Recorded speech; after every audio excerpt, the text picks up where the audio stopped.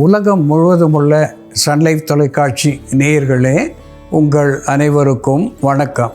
இது நாட்டு மருத்துவம், நலம் தரும் மருத்துவம், எல்லோருக்கும் ஏற்ற பக்க விளைவுகள் இல்லாத பாதுகாப்பான பணச்செலவுகள் இல்லாத மருத்துவம். எளிய மருத்துவ கருத்துக்களை இந்த நிகழ்ச்சியிலே நாம் ஒவ்வொன்றாக பார்த்து பழகி பயன்பெற்று வருகின்றோம். இன்று சில குறிப்புகளை நாம் தெரிந்து கொள்வோம். அசாடிரச்சா இண்டிகா என்ற தாவர பெயராலே சுட்டப்பெறுவது, நீம் என்ற ஆங்கிலத்திலே சொல்லப்பெறுவது, வேம்பு என்ற தமிழ் பெயரை பெற்றிருப்பது. இந்த வேப்ப மரத்தினுடைய துளிர் இலைகளை எடுத்து விழுதாக அரைத்து ஒரு கழற்சிக்காய் அளவு வேப்பம் கொழுந்து விழுது எடுத்து அதனோடு 5 மிளகை பொடித்து ஒரு சேர உறவாடும்படி கலந்து உள்ளுக்கு சாப்பிடுவதனாலே த சென்டிபீட் என்று ஆங்கிலத்திலே சொல்லப்பெறுகின்ற பல கால்களை, அதாவது நூற்றுக்கணக்கான கால்களை பெற்றிருக்கின்ற விஷம் நிறைந்த பூரான் என்று தமிழிலே சொல்லக்கூடிய பூச்சிக்கடியினுடைய விஷத்தை உடனடியாக போக்கக்கூடிய ஒன்றாக இது விளங்கும். அதாவது வேப்பம் கொழுந்தினுடைய விழுது ஒரு கழற்சிக்காய் அளவு 5 மிளகு உள்ளுக்கு சாப்பிடுவதனாலே இந்த விஷம் விரைவில் முறியும் என்பதை மனதில் வைத்து பயன்படுத்துதல் வேண்டும்.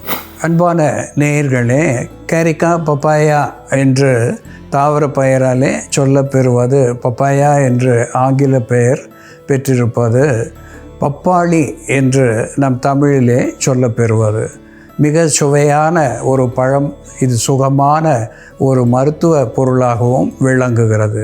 இந்த பழத்தை 100 கிராம் அளவுக்கு அன்றாடம் சாப்பிடுவதனாலே இது சிறுநீரக பிரச்சனைகள் அத்துணையும் போக்கக்கூடிய ஒன்றாக விளங்குகிறது.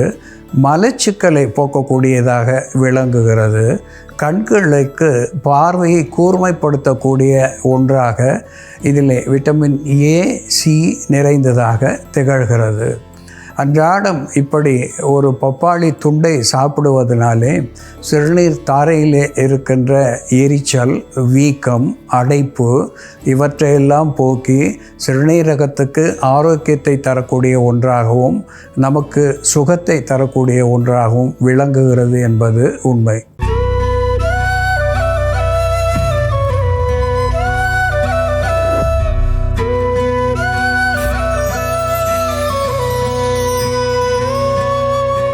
அன்பான நேயர்களே, டெர்மினேலியா அர்ஜுனா என்று தாவர பெயராலே சுட்டப்பெறுவது, மருதம் என்று நாம் தமிழிலே அழைக்கக்கூடிய ஒன்று.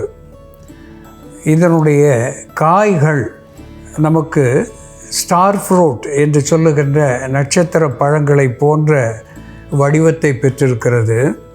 இதனுடைய இலைகள், காய்கள், இதனுடைய பட்டைகள் அத்துணையுமே மருத்துவ குணத்தை பொருந்தியிருக்கிறது. இந்த மரத்தினுடைய இலைகளை விழுதாக்கி ஒரு கழற்சிக்காய் அளவு 2 வேளை அந்தி சந்தி என்று உள்ளுக்கு கொடுக்கையிலே கடுமையான வயிற்று வலி, அதாவது செரிமான சீர்கேடுகளாலே ஏற்படுகின்ற வலியாக இருந்தாலும் சரி, கருப்பை கோளாறுகளாலே ஏற்படுகின்ற யுட்டரின் கிராம்ப் என்று சொல்லுகின்ற வகையிலே மாதருக்கு வருகின்ற இடுப்பு வலி, அடிவயிற்று வலியாக இருந்தாலும் அதை போக்குகின்ற ஒன்றாக இது ஒரு ஆன்டி இன்ஃப்ளமேட்டரி அனால்ஜெசிக் என்கின்ற மருத்துவ குணத்தை பெற்றிருக்கிறது. இதனுடைய கதிகளை நாம் பயன்படுத்துகின்ற பொழுது ஒரு ஆன்டி ஆக்சிடென்ட் என்கின்ற வகையிலே இந்த ஃப்ரீ ரேடிக்கல் எலிமெண்ட்ஸ் என்கின்ற நச்சுக்களை வெளித்தள்ளக்கூடிய ஒன்றாக திகழ்கிறது. இதனுடைய பட்டை சூரணத்தை நாம் பயன்படுத்துகின்ற பொழுது கார்டியோ வாஸ்குலர் டிசார்டர் என்று சொல்லக்கூடிய இதய நாளங்களை பற்றிய தொல்லைகள், இந்த இதய நாளங்களை பற்றிய அடைப்புகள், ஹார்ட் அட்டாக் என்று சொல்லக்கூடிய இதய அடைப்பு வருகின்ற நிலை, இவற்றையெல்லாம் போக்குகின்ற ஒன்றாகவும், குருதி ஓட்டத்தை சீர் செய்யக்கூடிய ஒன்றாகவும், குருதியிலே ஏற்படுகின்ற அழுத்தத்தை, த பிளட் ப்ரெஷர், அதை குறைக்கக்கூடிய ஒன்றாகவும் இது விளங்குகிறது. இந்த மருதம்பட்டை சூர்ணம் என்பது ஒரு இதயத்துக்கு பலம் தரக்கூடிய ஒன்றாக விளங்குகிறது. இதனோடு நாம் ஃபிக்கஸ் ரிலிஜியோசா என்று சொல்லக்கூடிய அரச மரத்தினுடைய பட்டை, இந்த அரச மரத்தினுடைய பட்டையும் துவர்ப்பு சுவையுடையது, அஸ்ட்ரிஞ்சன்ட் என்று சொல்லக்கூடிய வகையிலே வற்றச் செய்யும் தன்மையுடையதாக விளங்குகிறது. அதோடு கூட இது உடலுக்கு குளிர்ச்சி தரக்கூடிய ஒன்றாகவும் திகழ்கிறது. இதனோடு பேல் என்று சொல்லக்கூடிய வில்வம், இங்கே நாம் பார்ப்பது மகா வில்வம் என்று சொல்லக்கூடிய பெரிய வில்வத்தினுடைய இலைகள். இந்த வில்வத்தினுடைய மரப்பட்டையும் ஒரு அஸ்ட்ரிஞ்சன்ட் என்று சொல்லக்கூடிய வகையிலேயும் ஒரு anti accident, anti inflammatory analgesic என்கின்ற வகையிலேயும் இது தேவையற்ற நச்சுக்களை, குறிப்பாக புற்று உண்டாக காரணமாக இருக்கின்ற த ஃப்ரீ ரேடிக்கல் எலிமெண்ட்ஸ் என்கின்ற டாக்ஸின்ஸ் என்கின்ற நச்சுக்கள் எங்கேனும் தங்கி புற்று வர காரணமாக இருப்பதை தடுத்து நிறுத்தக்கூடிய ஒன்றாக திகழ்கிறது. இந்த டெர்மினேலியா அர்ஜுனா என்று சொல்லக்கூடிய மருது, அதனோடு ஃபிக்கஸ் ரிலிஜியோசா என்று சொல்லக்கூடிய அரசு, அதனோடு பேல் என்று சொல்லக்கூடிய வில்வம், இந்த 3 பட்டைகளும் சேர்ந்து எப்படி மருந்தாகிறது என்ற செயல்முறையிலே பார்ப்போம். வாருங்கள் நேயர்களே, நாம் இன்னைக்கு மருத மரத்தோட மருத்துவ குணங்கள் என்ன, மருத மரத்தோட பாகங்களை எப்படி மருந்தாக பயன்படுத்துறதுன்னு பார்க்கலாம். முதல்ல நாம் மருதம் பட்டையை பயன்படுத்தி இதயத்தில் உள்ள தசைகளை பலப்படுத்தக்கூடிய மருந்து, உடலில் உள்ள இரத்த நாளங்களை சீர் செய்து இரத்த ஓட்டத்தை சரியாக வைக்கக்கூடிய ஒரு மருந்து எப்படி தயார் பண்ணுறதுன்னு பார்க்கலாம். இதற்கு தேவையான பொருட்கள்: மருதம் பட்டை, அரசம்பட்டை, வில்வ மரப்பட்டை, லவங்கப்பட்டை, ஜாதிக்காய், ஜாதிபத்திரி. ஒரு பாத்திரத்தில் நீர் விட்டுக்கலாம். நம்ம இந்த பட்டையெல்லாம் ஃப்ரெஷ்ஷாக இருக்கிறதுனால நம்ம ஃப்ரெஷ்ஷான பட்டைகள் பயன்படுத்துகிறோம். இது நமக்கு நாட்டு மருந்து கடையில் காய்ந்த நிலையில் கிடைக்கும். இந்த பட்டைகள் எல்லாமே நம்ம வாங்கி இதை ஒரு சூர்ணமாக தயார் பண்ணியும் நம்ம பயன்படுத்தலாம்.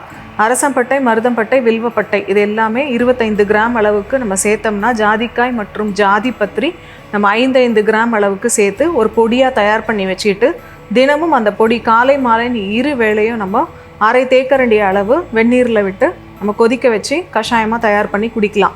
இந்த மரங்கள்லாம் நமக்கு அருகாமையில் இருந்ததுன்னா அந்த பட்டைகளை எடுத்து நம்ம ஃப்ரெஷ்ஷாகவே பயன்படுத்தலாம். மருதம் பட்டை சிறு துண்டுகளாக நறுக்கி வச்சுருக்கோம், மருதம் பட்டை சேர்த்துக்கலாம். அதே போல் அரச மரத்தோட பட்டை, இந்த பட்டைகள் எல்லாமே நம்ம 5 கிராம் சேர்க்குறோம். அடுத்ததாக வில்வ மர பட்டை, அடுத்து லவங்கப்பட்டை.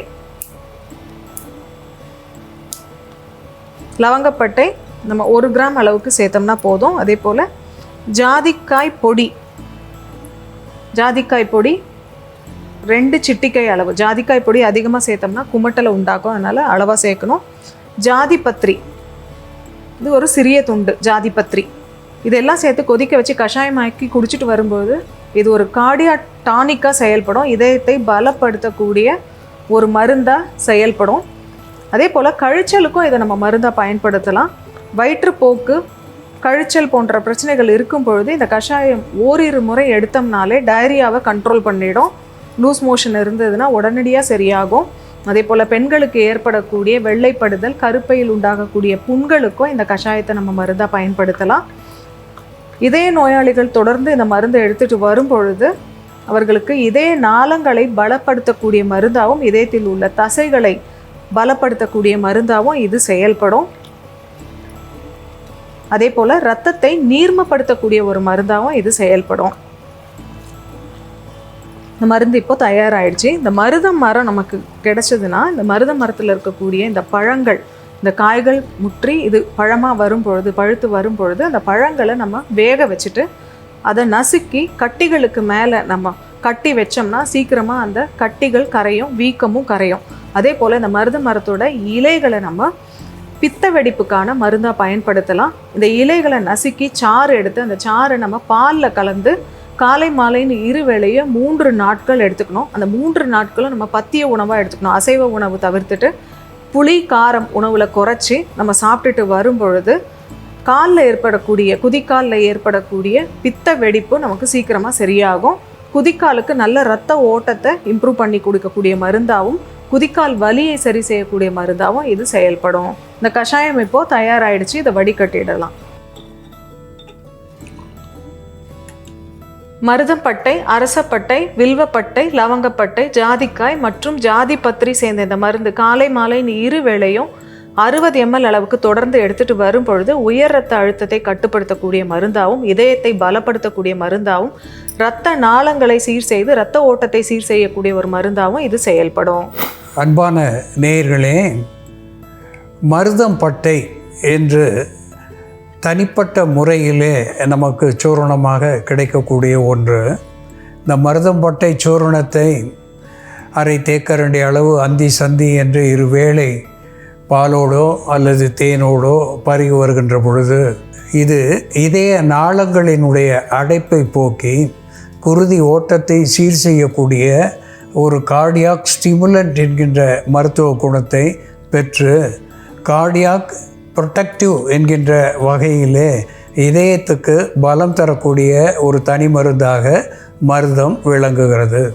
இந்த மருதத்தோடு நாம் அரச மரத்தினுடைய பட்டையை சேர்த்திருக்கின்றோம். மருதம் பட்டையோடு அரச மரப்பட்டை, அதனோடு வில்வ மரப்பட்டை, அதனோடு ஜாதி பத்திரி மிஸ்டிகா ஃப்ராக்ரன்ஸ் என்று சொல்லக்கூடிய ஜாதிக்காயினுடைய மேல் புற தோல் அதை சேர்த்திருக்கின்றோம்.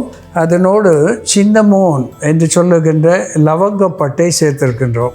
இந்த லவங்கப்பட்டையும் ஒரு ஸ்டிமுலண்ட் என்கின்ற வகையிலே தூண்டுவிப்பானாக இருந்து உள் உறுப்புகளுக்கு பலம் தரக்கூடிய ஒன்றாகவும், ஒழுக்குகள் என்று சொல்லுகின்ற நுகேரியா என்று சொல்லுகின்ற வெள்ளை போக்கு, கொனேரியா என்று சொல்லுகின்ற வெட்டை என்கின்ற பால் வினையினாலே ஏற்படுகின்ற ஒழுக்கு, குருதி ஒழுக்கு, இவற்றையெல்லாம் போக்குகின்ற ஒன்றாக விளங்குகிறது. குருதி நாளங்களிலே ஏற்படுகின்ற அடைப்பை போக்கி குருதி ஓட்டத்தை சீர் செய்வதனாலே இது இதயத்துக்கு பலம் தரக்கூடியதாகவும் திகழ்கிறது. ஆரோக்கியத்துக்கான ஒரு அடிப்படையான ஒன்றாக இது இதயத்துக்கு மருந்தாகி விளங்குகிறது. பல ஒழுக்குகளை போக்குகிறது என்பதை மறத்தல் ஆகாது. இந்த மூன்றுமே துவர்ப்பு சுவையுடையது என்பதனாலே ஒரு ஆன்டி ஆக்சிடென்ட் என்கின்ற வகையிலேயும் புற்று வாராமல் தடுக்கக்கூடிய ஒரு நல்மருந்தாக திகழ்கிறது என்பதை மறத்தல் ஆகாது. அன்பான நேயர்களே, மருதம் எப்படி மருந்தாகிறது என்று நாம் பார்த்து தெரிந்து கொண்டோம். இது போல வேறு ஒரு மருத்துவ குறிப்போடு நாம் மீண்டும் சந்திப்போம். நன்றி, வணக்கம்.